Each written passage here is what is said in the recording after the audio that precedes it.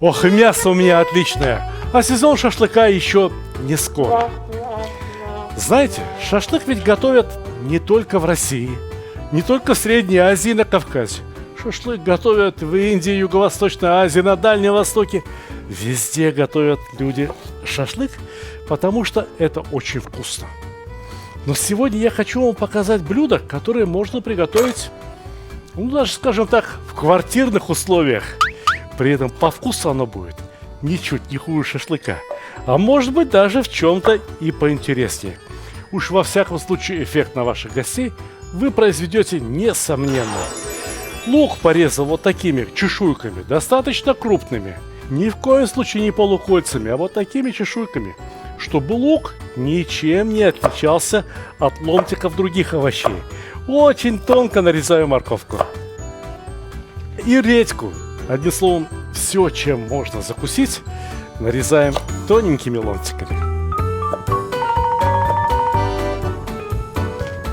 И попробовать не мешает.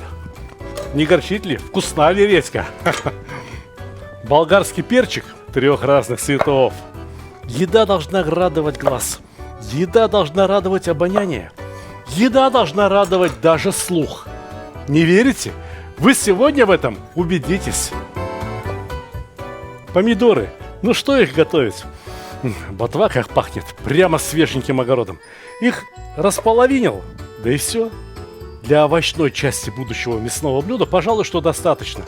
Разве что зелени немного добавить. Какой-нибудь ароматный. Вот так. Вот так. Этот мини-базилик. Пусть радует глаз, пусть радует обоняние. Фиолетовый? Ну, фиолетовый, пожалуй, что можно и накрошить. Довольно крупно.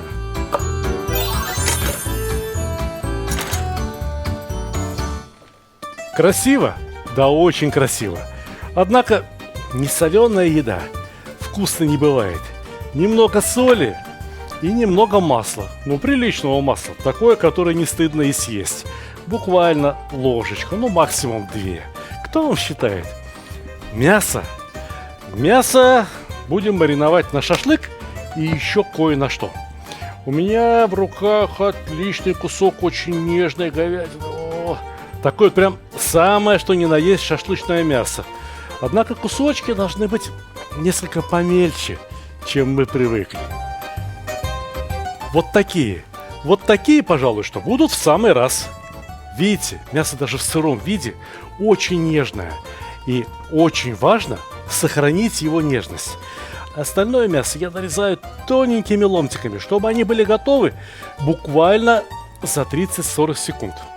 Предполагаю, что многие мне не поверят. Как это мясо и будет готово за 30-40 секунд? Спокойно, товарищи, не переключайтесь, не торопитесь, не волнуйтесь. Вы сейчас все сами увидите. Вы увидите самый удивительный способ приготовления мяса.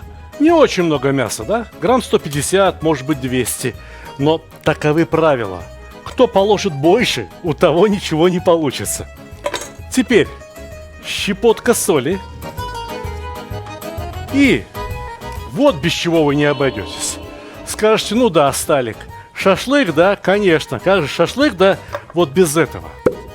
Нет, без этого можно обойтись. Но маринад без вот этого не обойдется. Совсем чуть-чуть. Буквально 25-30 грамм. Ох, звук какой родной. Еще к маринаду я добавлю совсем немного вустерского соуса. Ну, кто не знает, что это такое, наберите в интернете, посмотрите. Ликвидируйте пробелы в кулинарном образовании. О, запахло очень приятно, очень вкусно. Вот и все. Пусть постоит в сторонке. Вот это мясо, ну то, что на шашлычке, я тоже немного присолю и солью его корейским соусом. Корейским соусом для бульгоги. Бульгоги – это чрезвычайно любимая корейская разновидность барбекю. Ну, буквально пару ложечек. Хорошо, 3. Кто вам считает? Красиво? Ну, раз красиво, значит и вкусно будет. Тем более, что сейчас дело дошло до курятины. Ох, курятина. Знаете, ведь и курятину можно приготовить очень вкусно. Не менее вкусно, чем мясо. Самое главное, не забывайте заветы дяди Сталика. Сначала буквально 20 грамм, вот больше не надо. 20 грамм вот этого самого. Чуть-чуть соли. Чуть-чуть, буквально чуть-чуть соевого соуса. А теперь опять корейский маринад, но на этот раз для курятины. 2 ложек будет достаточно. Густой, красивый, вкусный. Меня спросят, где нам найти такой маринад? У тебя есть, у нас нету. Пойдите в магазин, купите любой готовый маринад. Вам не нравится эта идея? Тогда приготовьте маринад сами. Самое главное, чтобы он был вот такой, густой, обволакивающий.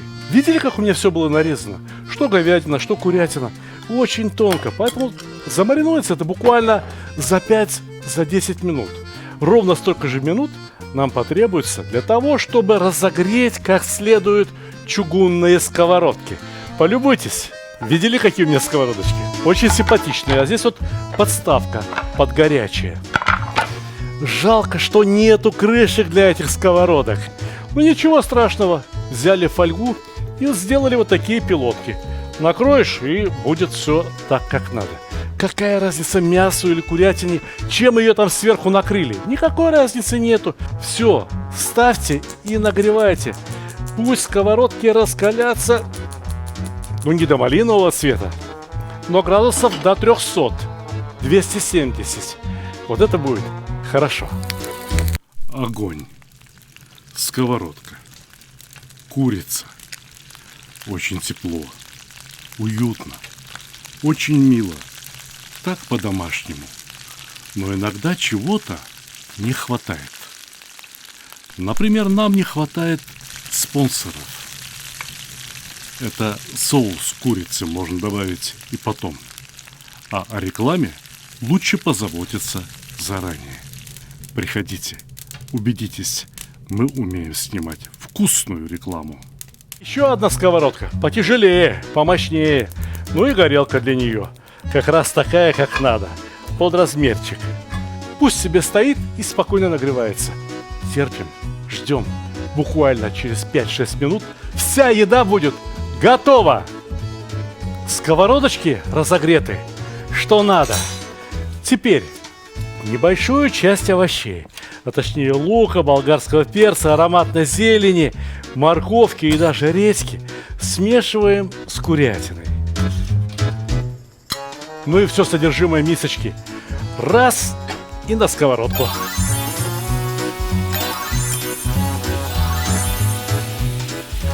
Накрываю сковородку колпаком. Вы смотрите все в режиме реального времени. Снимаю. Накрываю. Несем на стол. Пока донесем до стола, курятина будет как раз готова. Ну а теперь с мясом все то же самое. Перемешиваем мясо и овощи так, чтобы мясо не лежало одним комком, а чтобы оно было равномерно распределено между слоев лука, морковки и прочих овощей. Все то же самое. Выкладываем на сковородочку. Кто сказал, без живого огня не то, без живого огня не то? Вот вам самый настоящий живой огонь. Пусть прогорает. И как только прогорел, это значит, алкоголь полностью испарился и сгорел. Накрываем крышечкой и несем на стол. Ну а как же насчет шашлыка? Вот насчет шашлыка придется подождать лета.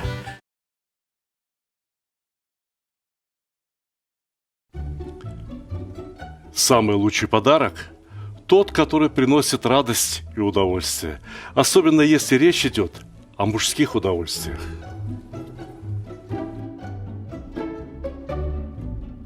Самый лучший подарок – тот, который приносит пользу.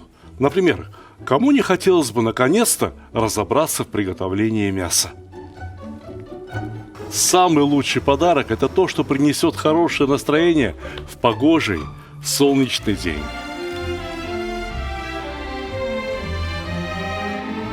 Самый лучший подарок – тот, что способен научить чему-то полезному и вкусному. Ведь казан на кухне как рояль в оркестре. Самый лучший подарок – это расширение кругозора.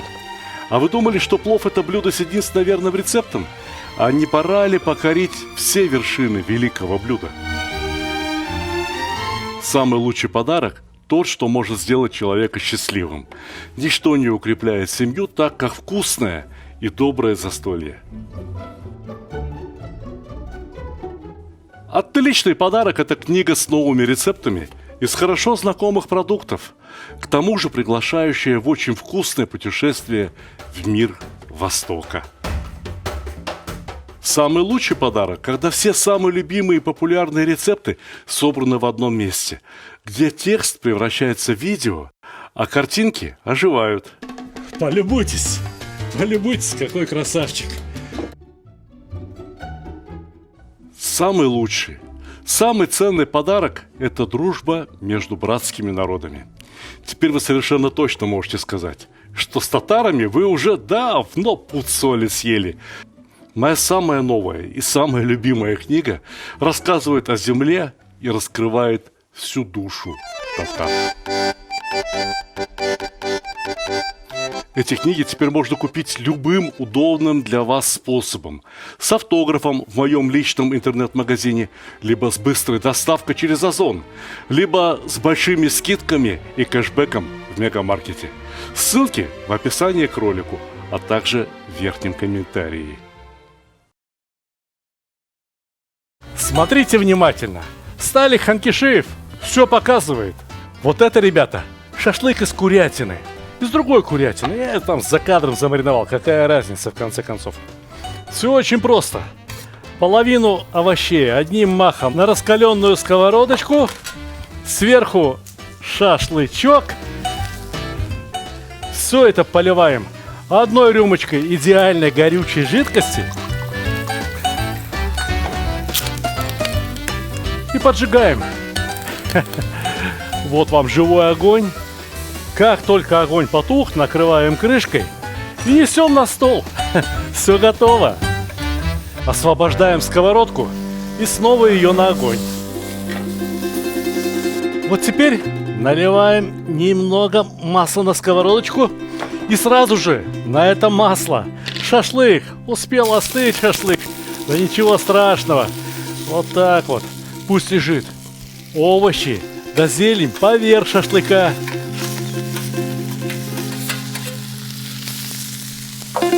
Буквально капельку горючего. И вот он, настоящий живой огонь. Вот так прям бери и прямо вот так заноси. Заноси, показывай гостям, какой ты крутой, как ты умеешь и как у тебя из-под рук огонь вырывается. Но это все ладно. Это все было красиво, понтово, да? И, несомненно, вкусно. Ну, как может быть шашлык невкусный? Как можно приготовить невкусный шашлык? Я вас спрашиваю. Накройте, чтобы не остывало. Нам еще поужинать надо. Давайте посмотрим, как получилась курятина. Как получилась та говядина, которую мы просто сняли вместе с горячей сковородой вот сюда и поставили на стол. Неужели это можно кушать? Ну, во-первых, курятина. Даже не та, которая лежала там на дне. Та, вне всякого сомнения, полностью готова. Даже та, что наверху. Идемте сюда, идемте поближе. Вот она. Вот она, курочка. Вот она. Посмотрите. Разве это не готовая курятина? Ни капли розового, нигде не кровит. Абсолютно готовая. Она просто нежнейшая. Это невероятно вкусно. А как говядина? Как говядина? Как говядина, я вас спрашиваю. Вот это полностью готовая говядина. И вы видите, да? Вы видите, как она просто вот под пальцами рвется на кусочки. Ее и жевать не надо. Бери и закусывай. Нет второго такого блюда, которое бывает готово буквально за 5 минут. Приятного аппетита, дорогие друзья! Слушай, мужики, а как там шашлык, а? Интересно же. Налетай, налетай, пока не поздно.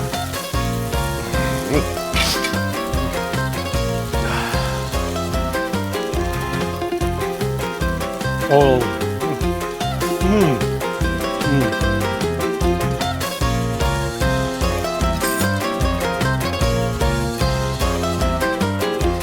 Ну, вы это там пока поснимайте немножко, а я перекушу. Ладно?